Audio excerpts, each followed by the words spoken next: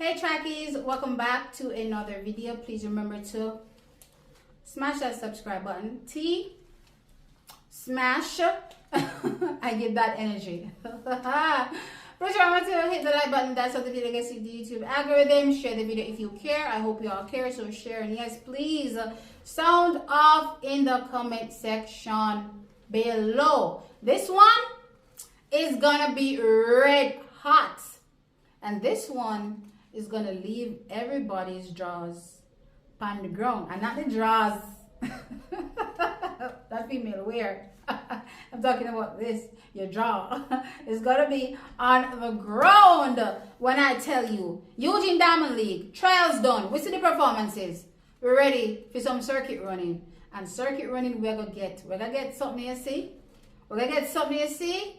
I'm going to give you the lineup. Eugene, it comes up over the weekend on Saturday. Now, I've seen the men's 100-meter field, floating around, and I have peeped a couple of the names, but I haven't really looked at it. So this is kind of like a blind reaction, to the men's 100 meters lineup. But trackies, let me tell you, say, Chubba Dede. And you know who gonna cause trouble? You don't know. Jamrock. Jamrock is going to come out and shell down the place. Someone said to me I was dying, to get an American on video. I'm so competitive, Jackie, that the first thing I thought of asking, and shout out to Anderson Emerald from the final leg, right? The first thing I thought of asking him when I saw him is, are you scared? Like, literally, that's the first thing that popped in my mind. Are you scared? I didn't think about anything else. Listen, my team and my team, trackies, I'm always going to support my team 100% against any other team. Now, I know other commentators and, do things a little bit differently, and that's okay. And I want you all to also appreciate that I do things a little differently. You know what I mean? And there's nothing wrong with me having a competitive spirit as far as I'm concerned, because that's what makes things exciting, right? So, as far as I'm concerned, I'm dubbing this Jamaica versus USA, plus whoever else will be in the lineup, right? So, let's dive into this lineup. So we have from Great Britain Jeremiah Azu. We have from Jamaica, whoop whoop, Akeem Blake. We have Trayvon Bromell from the USA, Christian Coleman, Brandon Hickling, also from the USA, Zarnell Hughes from Great Britain. We have Lachlan Kennedy from Australia. We have Kishane Thompson from Jamaica, whoop whoop, and we have Bayanda Walaza from South Africa. I think the only person missing from this men's 100-meter lineup, given the performances that we've witnessed so far this season, and I'm not going to put Oblique Seville in it because clearly we've witnessed him, having, injury setbacks again, right? So the only person I would say that's missing from this field that isn't currently going through some kind of injury, situation is actually the South African, right? He is actually missing from this lineup. So that's the only person I would say is not in this race. That is someone that is featuring right now, Akani Simbine. But outside of that, trackies, I think this is an absolutely amazing lineup when it comes to, at least the Jamaicans. I do think it's an amazing lineup, right? So right off the bat, I'm scratching a few people from, the list as it relates to, my expectations. I'll just be solely focused on the athletes that I think will be in the conversation, right? So unfortunately, athletes like Jeremiah Azu, that has a season's best of, 10.17, Christian Coleman with a season's best of 10.06, are for me not necessarily in the conversation. Even Lachlan Kennedy with a sub 10, 9.98 for me is not necessarily in the conversation. I am keeping my eye on, even though Zarnell Hughes, season's best is a 10.05 seconds. Given what I saw from Oblique Seville over the weekend, I'm expecting, Zarnell Hughes, though, as I said, having a season's best of 10.05 seconds to be in the conversation, with the top guns, I would say. So top guns in the race, Kishane Thompson, clearly new personal best, 9.75 seconds. Heavy favorite going into this race. And I believe his biggest challenger in this race is the American, Trayvon Bromell. Has a personal best done from 2021, 9.76 seconds. This season, though, 9.84. The best of the Americans so far this season, right? And from a technical perspective, for me, he's an immaculate sprinter. One thing I've always loved about him, from the get-go, I remember when he just broke on the scene, fresh, freshly minted, pro, just coming out of the collegiate ranks 2016, I believe, with a Andre DeGrasse, right? He was one of those athletes that I kept my eye on because, he was always a technically phenomenal athlete, when it came to his phases through the race. Says that he did run. But the problem is, he has been injury prone. He's had an Achilles injury. Same thing like Elaine Thompson-Herah, never really has been able to live up to, that potential because of said issues. But seemingly this year, he seems to be on a good one. So I'm hoping that he remains healthy because he's one of those athletes that I'm hoping that, will be able to attain something amazing, before, their time is up in the sports of track and field. As I said, I believe he's the major contender, or the main contender to a Kishane Thompson in this race. Clearly, Akeem Blake. Akeem, shout out once again. Apologies once again when it comes to, y'all thinking that I was, jumping, from pillar to post. No, I don't like how that sounds.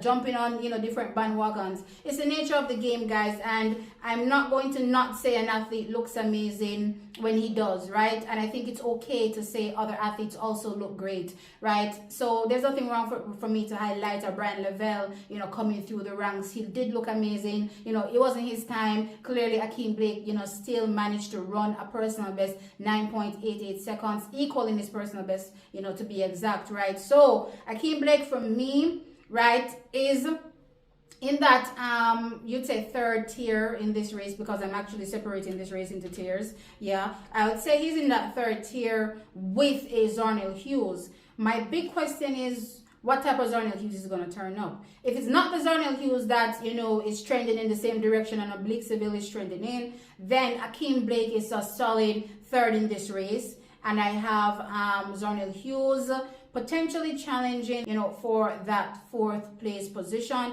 Bayanda Walaza will be there, but I'm expecting, someplace, borderline 10 seconds for him. So whether that is, a high 9.9 or a 10 seconds on the nose, that's where I think he will potentially be. Though Eugene is fast, so we may get these athletes running faster than they've ever done, but I'm still expecting him to be behind a few other athletes that will be competing in this race.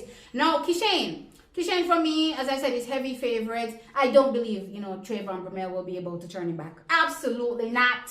I think he's on one this year. He's been on one since he's literally, came into the game. To be fair, a lot of people didn't realize the potential in 2023, even though we've been screaming it, from the top of our lungs, right? But I think 2024, people started to take him a bit more seriously. He headed into the Olympic Games as heavy favorite. Second there.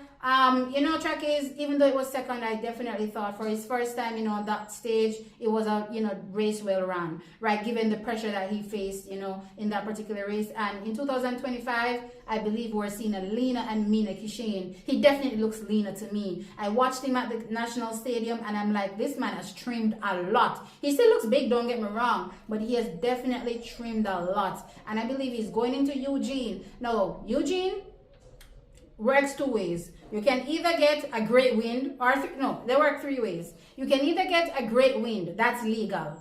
You can get a great wind, that's illegal. Or you can get a negative wind, right? So I'm hoping that Eugene gives us, one of those great winds that, are legal, or at least it stays in the legal ramifications of everything that's happening. So even if it's negative, it stays legal, because I want this to be a legal performance, because the track itself is absolutely fast. Elaine Thompson-Herah ran a 10.54 seconds. As far as I'm concerned, the unofficial world record on Eugene, right after the Olympic Games, where she ran 10.61 seconds, right? Kishane Thompson, fresh off a new PB, didn't get the best start, right? His last phase, I would say, was better than what we've seen so far in 2024, but I don't think it's his best. I've seen him run a better last phase in 2024, incidentally. So I think overall that this literally wasn't Kishane's best race. Just from start to finish, it wasn't his best race, and he still managed to clock a 10.7, a 9.75 seconds. So track is just, taken into consideration, hear me out, just taking into consideration, say, Kishane didn't run his perfect race, alone sheds, as far as I'm concerned, major time of his 9.75 seconds. So let's say hypothetically, the race in Kingston was a high 9.6. Let's call it 9.69 for shits and giggles, right? 9.69. Let's throw in now Eugene, arguably the fastest track in the world, and then throw in on top of that a great wind. Track is, you see where I'm going with this? You see where I'm going with this?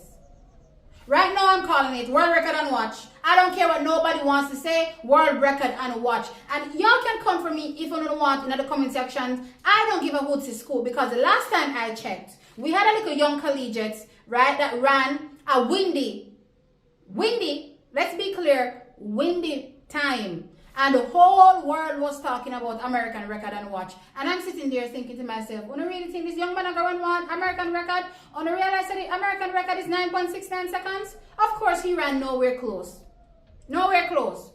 Right, reality struck. But anyway, so you're expecting me, a legitimate man that has run a legitimate 9.75 seconds, heading into Eugene. Hopefully we get some great conditions. Uno know what me say, world record and watch. Uno lucky, world record and watch. So if we don't get anything, if we don't get a world record, let's put it this way, we're getting the second fastest performance ever.